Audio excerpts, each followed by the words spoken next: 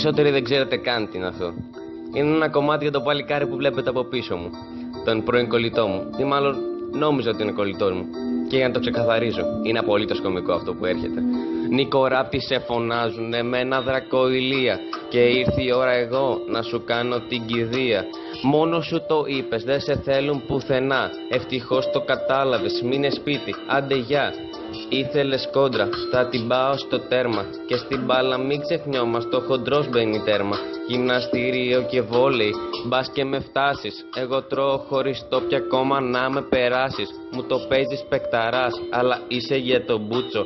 Μια ζωή θα τρως, το δικό μου πούτσο.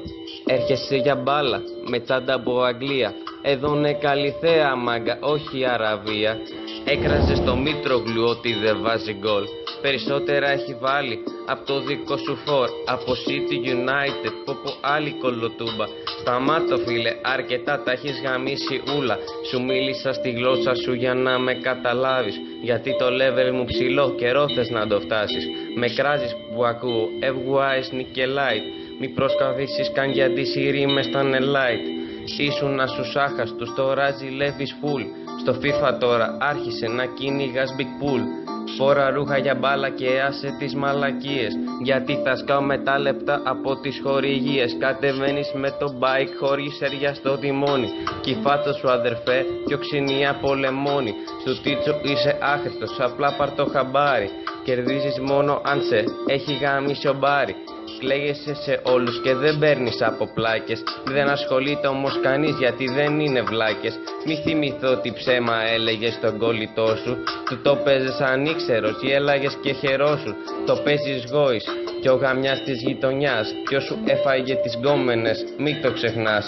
Μου έφερες για δώρο, προφυλακτικά.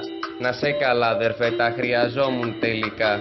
Με έλεγες μη δέλτα αλλά υπάρχει διαφορά. Πήγαινα στην κόμενα, όχι σ' ό,τι να είναι μουνιά. Σε παράτησε η μία, σε παράτησε η άλλη. Δεν πειράζει που θα μείνεις μια ζωή στο ράφι.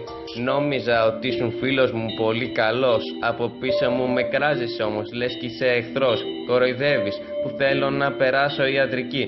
Ετοιμάσου όμως γιατί θα σε θέλω υποδοχή. Δεν έχει ζωή, ασχολείσαι με τη δική μου. Σταμάτα, με ματιάζεις βρε παιδί μου. Δεν θα με φτάσεις ποτέ, απλά πάρ' το χαμπάρι. Θα γίνει αυτό μόνο αν βρεις τζίνι και λιχνάρι. Στη ζωή σου άδερφε έχεις πάρει ωμέγα. Για μένα δεν υπάρχεις, σαν το κανάλι Μέγα.